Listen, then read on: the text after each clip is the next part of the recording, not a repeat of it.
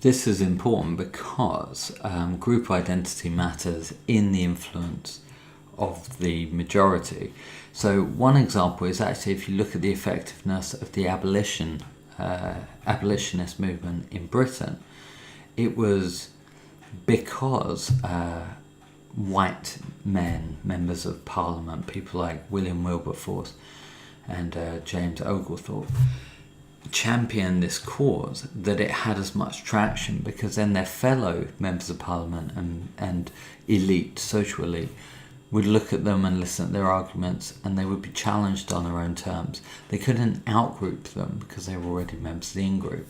So essentially, this sort of supports the idea that identification is a big part of social change. Gay rights. Almost 2/3 of the British public were against gay relationships as little as 25 years ago on moral grounds that they were just wrong. Today, 1 in 5 or less disapprove of gay or lesbian relationships in principle, and most of those have religious explanations. This is a huge social change in a relatively short period of time.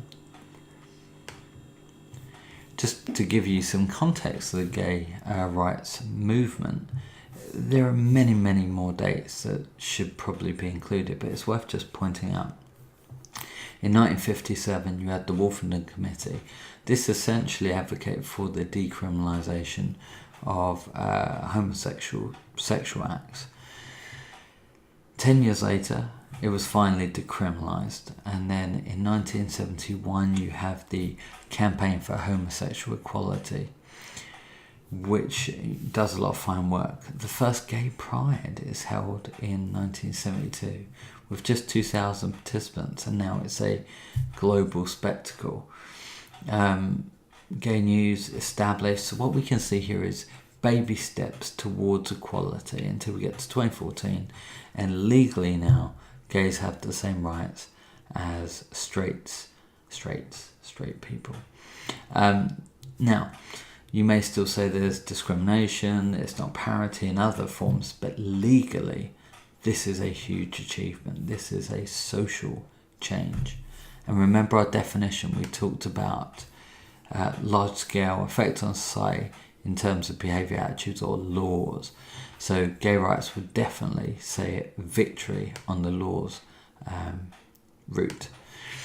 Other social movements which are interested in transgender, Black Lives Matter, the Tea Party movement, alt-right, ISIS and the rise of radical Islam, and online censorship is a modern movement which is very interesting in terms of its goals and potential outcomes. This interests me because I upload my videos to YouTube. And one of the things YouTube is interested in doing at the moment is a form of self-censorship where members actively censor videos, which I think is very worrying. I'm a big believer in freedom of speech, only because there's no one I really trust to censor it. I wouldn't trust myself either. But anyway, these are interesting movements worth looking at, and apply your social change to them. Evaluations then. Process social change can occur very slowly. Suffragettes 21 plus years minimum. You could argue homosexual rights, homosexual behaviour has gone back to the beginning of humanity, and yet only now is it recognised legally. Minority groups, some never achieve it. Social norm interventions don't always work, and normative methods sometimes backfire. So Schultz found people who were underusing electricity increase their use when they found out their neighbours were using more. And that is pretty much it for social influence, process, social change.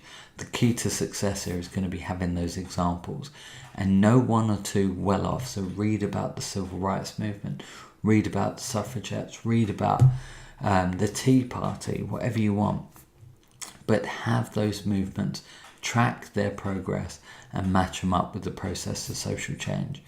Thank you very much for your time, and I will see you next time. Bye.